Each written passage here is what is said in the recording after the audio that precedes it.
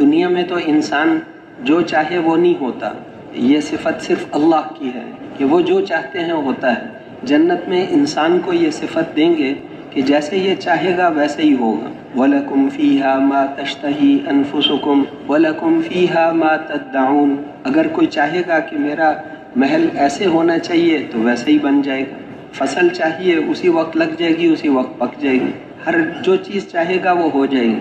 مرد چاہے گا میری صورت ایسی بن جائے، اس کی ویسے ہی بن جائے گی، اس کی بیوی چاہے گی میری شکل ایسی بن جائے، ویسے ہی بن جائے گی، پھر بھی ایک دوسرے کو پہچانیں گے۔ اس کے لیے اللہ نے ہمیں بنایا ہے، یہاں تو امتحان کے لیے ہمیں بھیجا ہے، اس کی تیاری کے لیے بھیجا ہے۔ یہ دنیا تمہیں دھوکے میں نہ ڈال دے۔